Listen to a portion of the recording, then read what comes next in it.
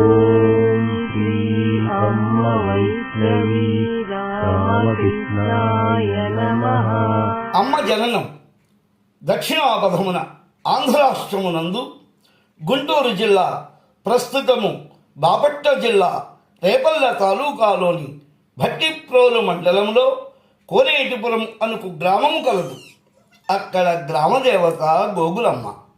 ఈ గ్రామంలో ఎక్కువ మంది వ్యవసాయదారులు, వ్యవసాయ కూలీలు, ఇతర వృత్తి పనులు చేసుకుండేవారు. గీత కార్మికులు, అన్ని వర్ణముల వారు ఈ గ్రామంలో నివసిస్తూ దైవభక్తితో వారి వారి పనుల్లో నిమగ్నులయ్యేవారు. పొద్దు పొడిచే వేళ ఆడ, మగ, చిన్న, పెద్ద బ్రతుకు భారాన్ని భుజాన వేసుకుని తమ తమ పనులకు వెళ్ళిపోయి పొద్దుపోయే వేళకు పక్షుల కిలకిల రావాలతో కూడి అలసి సొలసి తమ గోళ్లకు చేరేవారు. ఇలాంటి జీవన పోకడ గడుపుతూ మరో ప్రపంచాన్ని ఎరిగేవారు కాదు ఈ గ్రామ ప్రజలు. కోనేటిపురమునకు గ్రామమున ఆత్రేయ గోత్రోద్భవుడైన శ్రీ పరిచి సూర్యనారాయణరావు, సావిత్రమ్మ అను సామాన్య 6000 నియోగ బ్రాహ్మణ కుటుంబము. శ్రీ సూర్యనారాయణరావు గారు గ్రామ కరణముగా తమ బాధ్యతలను నిర్వర్తిస్తూ రైతుల పాలిట దైవమై, గ్రామ పెద్దగా సమయోచితముగా వ్యవహరిస్తూ అందరి మన్ననలను పొందిన స్నేహశీలి.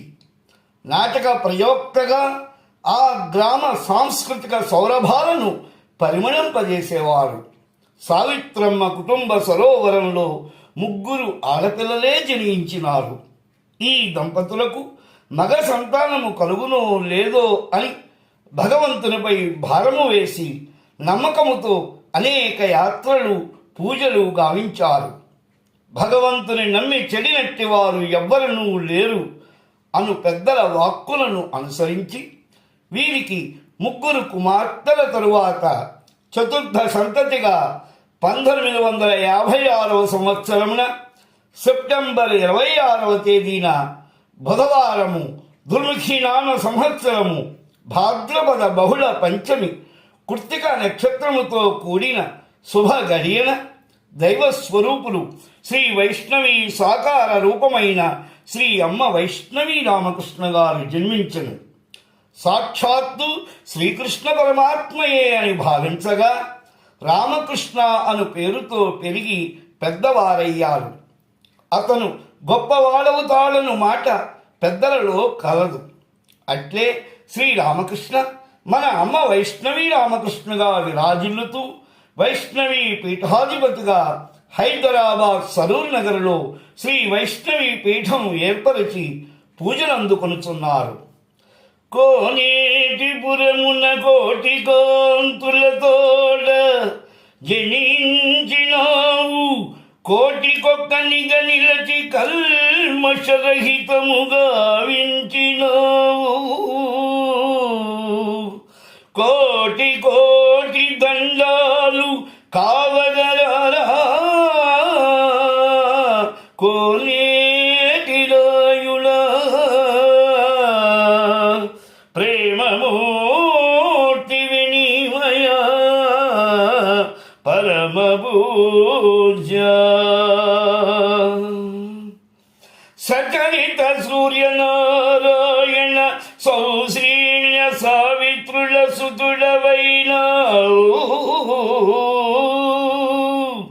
సప్తవర్ణముల వంటి 7 తోబుట్టువులతోడ నాగవేదముల సాక్షి 4వ సంతువైతి,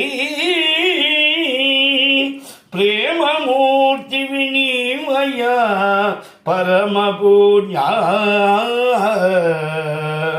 ప్రేమమూర్తి వినిమయ పరమ పూజ్య.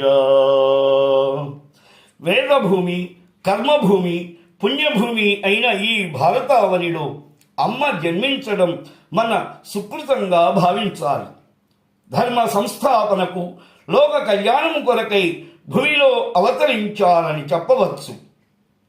ఈ తేజోమయ మూర్తి విరాజమానం చేసిన భారతావనిలోని ప్రదేశం ఎంతో పుణ్యమైనది. భాద్రపదవాన శుభోదయ వేళ ప్రకృతి కాంత పరవశముగా నర్తించు వేళ చిరుజమ్ముల వాద్యములు మ్రోగుచుండగా దివిలోని వారు ఏకమై ఆశీస్సులు అందించు వేళ తారలన్నీ ఏకమై శుభ సంకేతములు సూచించు శుభ సమయాన రామకృష్ణుని జననం. దాని గొప్పదనం ఆనాడు గమనించలేకపోయినా శ్రీ వైష్ణవి సాక్షాత్కారముతో అమ్మ వైష్ణవి రామకృష్ణగా పూజింపబడు వేళ ఆనాటి అద్భుతం స్ఫురణకు వస్తున్నది.